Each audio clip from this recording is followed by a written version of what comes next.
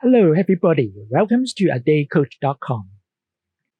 If you haven't subscribed to my channel, you may click the subscribe button now. This is part 3 of Tetris game development. We'll finish the whole Tetris game in this tutorial. As usual, we'll learn some Flutter widgets and techniques in this video. They are provider package, the keyword with, and mixin, and keep the game in portrait mode. Before finishing the game, we have to change some codes first. Open block.dart file. In the block constructor, the y value should be changed to negative height. In the same file, the color getter should return color type, not subblock type. There's one more item to be changed. Open game.dart file. In the build function of the game state, replace the border width from 2.0 by the constant variable game area border width. When a block has reached the ground, a new block should be generated. Let's do it. Hitting the ground is one of the collision types. At the beginning of game.dart, let's define collision enum to list out all possible types of collisions. Land is used when a block hits the ground. Land block is used when a block is landed on another block. Hit wall is used when a block hits one of the walls. Hit block is used when a block hits another block. None is used when there's no collision. We have all collision types now. A function to be created to check if a block is at the bottom. We also need a variables to keep track of the collision status of each move. In the onPlay function, let's define a status variable. Before moving a block downwards, we'll check if it has landed on the ground. If yes, we'll set the status to collision.landed. Otherwise, the block will be moved down. In case the block has landed, we need to generate a new block. Let's launch the game and check the result.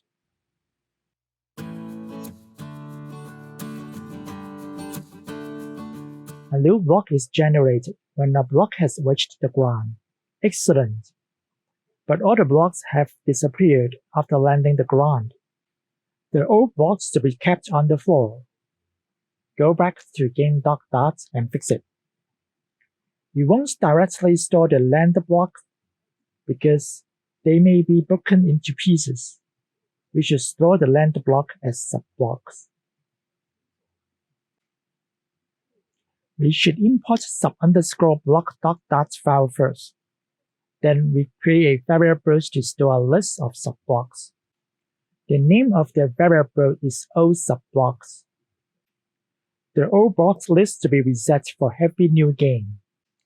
Therefore, we need to reset it in the start game function.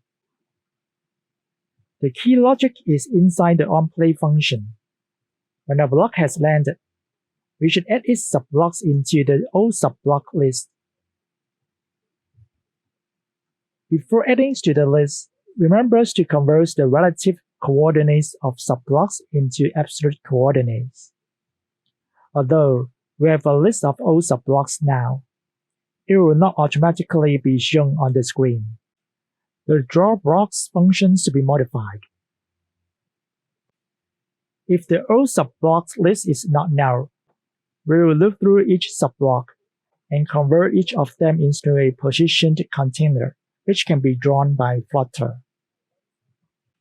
Let's run the program and see if all land blocks can be kept on the screen. As expected, all blocks stay on the ground, but they are overlapping each other. Go to game.dart to fix the overlapping problem. We need to know whether a block is on top of another. Create a checkAboutBlock functions to check if a block is landed on another block. We will look through all old subblocks and go through all subblocks of the current block. If one of the current subblocks has the same x values as one of the old subblocks, and if we add 1 to its y value, their coordinates become the same, it means the current block is on top of an old subblock. If the current block is not on top of any old subblocks, we'll move the block down. Otherwise, we'll change the game status to collision.land block.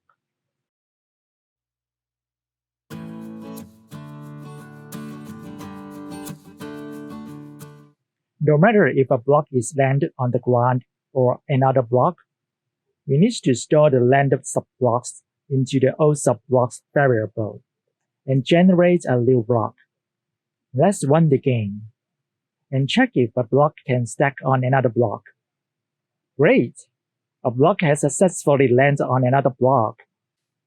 Up to now, we still can't move the block. We are going to add the code.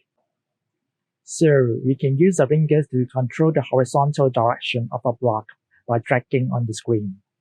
To rotate a block, we can tap on the screen. Goes to game.dot. We declare a variable action to keep track of the block movement. Do you still remember the block movement enum? Goes to the build function. We wrap the game area with a gesture detector to make the game area become our control panel. To detect horizontal drag, we implement on horizontal drag update. It's a very simple function. If the delta x value is greater than 0, we know the drag direction is right. Otherwise, it's left. OnTap function is also defined. It simply sets the actions to be rotate clockwise. Yes, we only allow players to rotate a block clockwise. We will check the user input at the beginning of the onPlay function. If the action variable is not null, we will perform the action, which is the user input. At the end of the onPlay function, we should clear the performed action. That's it. We can check the program now. We can move our blocks to the left and right. We can also rotate it. However, we can move a block outside the left and right boundaries. That's not the desired result. Go to fix it now. Let's define a function called checkOnEdge. It's used to check if a block is on the left or on the right wall. If a player is trying to move a block to the left, but the x-coordinate of the block is 0, the function will return true. Or if a player is trying to move a block to the right, but the sum of the x-coordinate and the width equals to the total number of blocks in a row, the function will also return true. Again, we'll put this constraint in the onPlay function. If a block is already on the edge of a wall, we will not allow user to move a block out of the game area. Let's run the game. I'm trying to move the block through the wall, but the constraint keeps the block in the game area.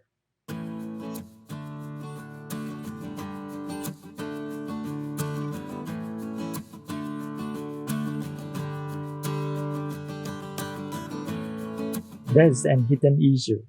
A block can pump into another block. It's ridiculous. We must prevent this from happening. Only a paragraph of code will solve the problem. When a block is overlapping with any landed subblocks, we'll reverse the performed block movement. Remember to convert the relative subblock coordinates of the current block into absolute coordinates first. If we have moved a block to the left, we'll move it to the right and vice versa. Since the player can only rotate a block clockwise, to cancel the rotation, we can move it counterclockwise. Check it on the simulator now.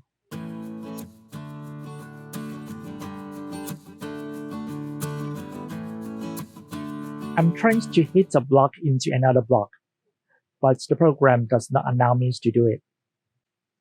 Let's set up a scoring system for the game now. The first step is to declare a score variable in the gameState class. Then we initialize the score variable in the startGame function. Create an update score function. The more rows a player can clear at one time, a higher score will be earned. I declare the combo variable for this purpose. A map is used as a counter. It will store how many blocks in a row. After giving points to the player, we should remove all subblocks in those rows. Rows to be removed variable will keep a list of y values of rows to be deleted. If the old subblocks list is not null, we will extract the y position of the subblock and update the rows counter. If a y value cannot be found in the map, it will also be added and has a value of 1. It's done by the if-absent property. After marking down how many subblocks in each row, we will go through the whole map and check if there's any y values having a count the same as the row size. If yes, we will add a combo points to the score variable and increase the combo by 1. The combo will encourage players to clear more rows at one time. Then we'll put the row number into the rows to be removed list. The counter checking and row removal should not happen at the same time.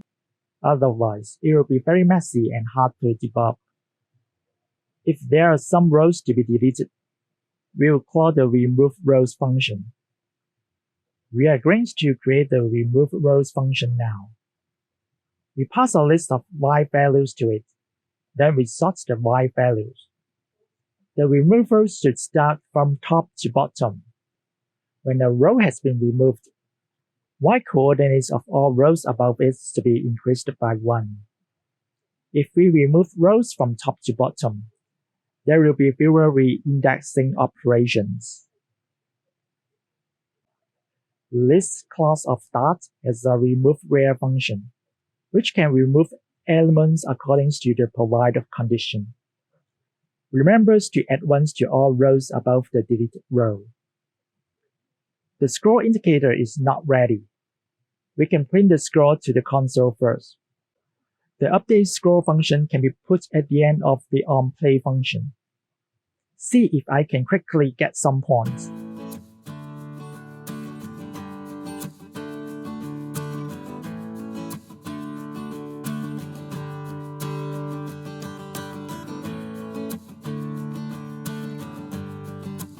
Good. I clear 2 rows at a time. We haven't defined the game over logic. Let's start by adding its game over boolean variable in the gameState class.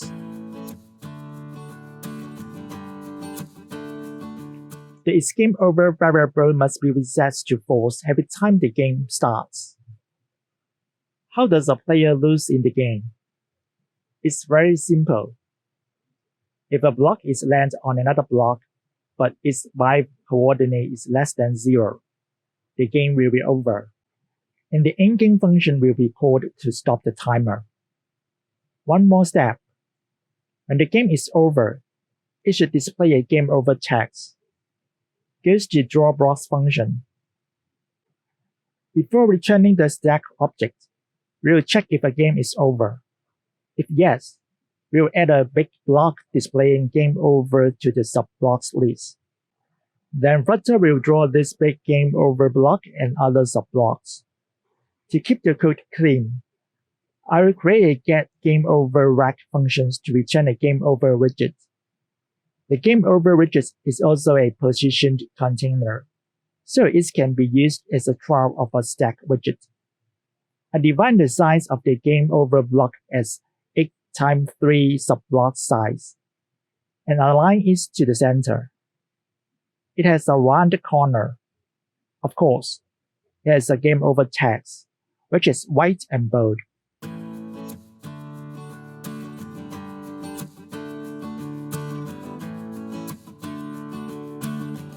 We also need to tell positioned widget where to put this game over sign.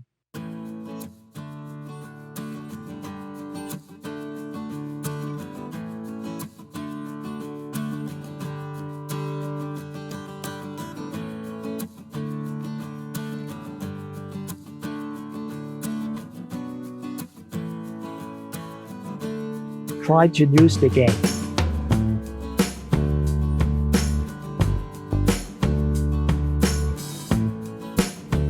Yeah, it's game over now. But we cannot see the white text clearly. Go back and set the color of the box decorations to be red. Fabulous! The game over is clearly shown. There are 2 items left: the score indicator and the block indicator. The score is updated in the game widget, and a new block is also generated in the game widget. How can the game widget talk to the scoreboard indicator and the new block indicator widget? Flutter has a solution, which is called provider. A provider is widgets having its own set of data. It will make the data available everywhere in the application through a built context. By using a provider, we can store data in a centralized place. All widgets can access to the centralized data storage without any callback functions or API calls. Before creating a provider, we must get the provider package first. Open the propspec.yaml file. In the dependency section, add the provider dependency. If it's the first time you use provider package, the editor will run Flutter pub-get commands to download the provider package.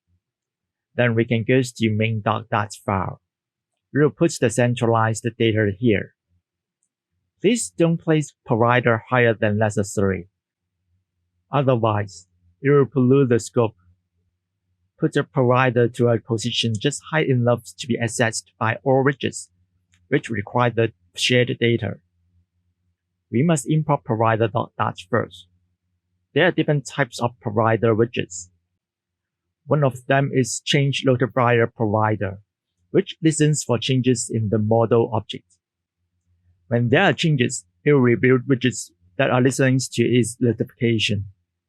As we want the data model to share data, change notifier provider is suitable for us.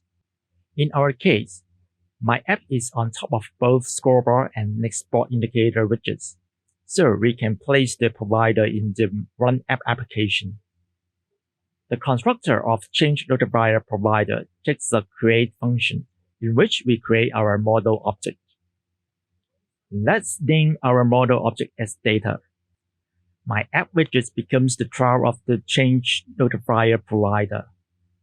I will define the data model at the end of main.dat. The data model uses the with keywords to extend the change notifier functionalities. Then we can call notify listeners to notify all listeners to rebuild themselves. The with keyword indicates the use of mixin. A mixin allows us to add capabilities of another class without inheriting from it. I will move 2 pieces of information to the data model. They are the score and its playing boolean. I'm going to create 2 functions to update the score. setScore function allows us to set arbitrary values to the score. So the startGame function can reset the scores to 0. setScore function allows us to accumulate the score throughout the game. We also need setIsPlaying functions to set the value of the isPlaying variable. We call the notify listeners functions at the end of the 3 functions. Then we can notify all listeners to rebuild themselves after the variable has been changed. Therefore, we cannot directly change the variable of the data model. We must change any values through the provider functions. Otherwise, listeners will not know they should rebuild themselves. Use to change the raised button. We can guess the isPlaying value from the data model now. The button test depends on the isPlaying values of the data model.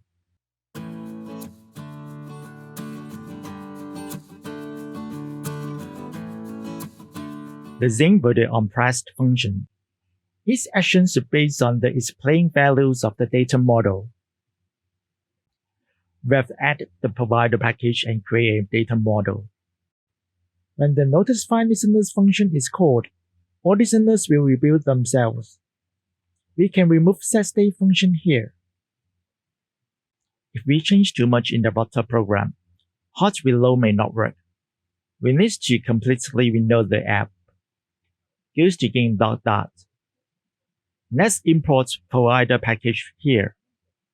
We also need to import main.dot because the data model is defined in main.dot. As its playing values and the score should be maintained by the data model. We should remove the is playing and the score variables from the game state.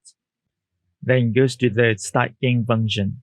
We will use provider.off to access the data model. We call the zIsPlaying function of the data model to set it to true. Similarly, we use provider.off to get the data model and call the zScore functions to reset the scores to 0. We do the same for the in-game function. We use the setIsPlaying function to set the isPlaying boolean to false this time. Go to the update score function. Do you know how to increase the score? Yes, we should use the addScore function of the data model. The score will directly be displayed on the score indicator. We do not need to print it to the console. Let's remove the print function. We also need to change the score bar widget. Otherwise, it will not show the score on the screen. Goes to score_bar.dot. Again, the first thing is to import provider.dot and main.dot files. Then get the score from the data model by using provider.off. Goes to check whether the games can show the score. I'm trying to clear a row.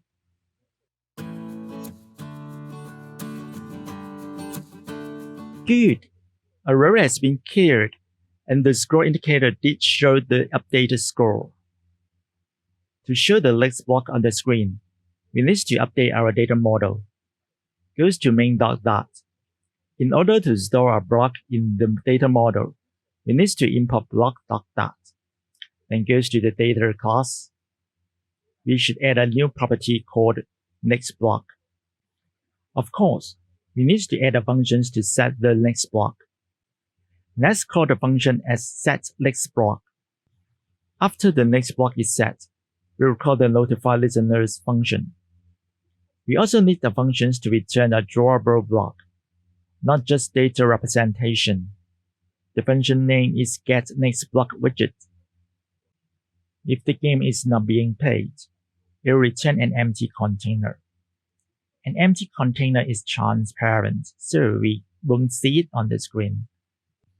To create a widget which can be displayed, we need to know the width, height, and color of a block, so I create 3 variables.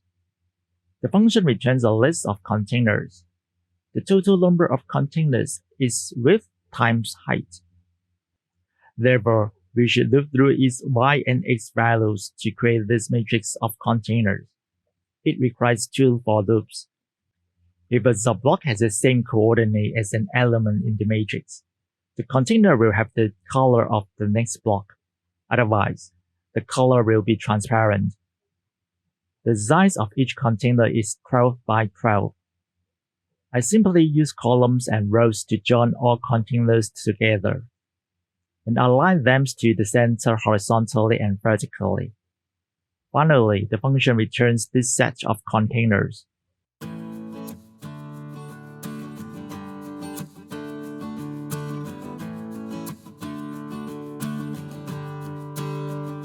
There are some changes in game.dot. Goes to game.dot. In the start game function, we should call getNextBlock function and store the new block as the next block by using provider.off and calling setNextBlock function. The game will create the next block and the current block when the game starts. In the onPlay function, we shouldn't directly generate a new block. The coming block should be the next block in the data model. After getting the next block, we should generate a new block and set it to the next block in the data model. Of course, we must update the next block indicator to make it show the next block. Goes to next_block.dot. Firstly, import provider.dot and main.dot. Then in the build function, we create a trial for the container. The trial is the next block. We get the next block by calling the getNextBlockWidgets function of the data model. We align the next block in the center by using the center widget. We have finished the whole game. Let's test it now. The next block indicator works perfectly. The coming block really comes from the next block. There's a minor issue. If we rotate the phones to landscape orientation, the game area becomes very small. The Start button exceeds the screen size. Tetris games should be played in portrait orientation. Let's add a few lines of code to keep the game always in portrait mode. Go to main.dot, import services.dot. Go to the build function of my app. Add system.set preferred orientations and put device orientation.portrait up in an array as the parameter. Done. Check if the game is always in portrait mode. Perfect.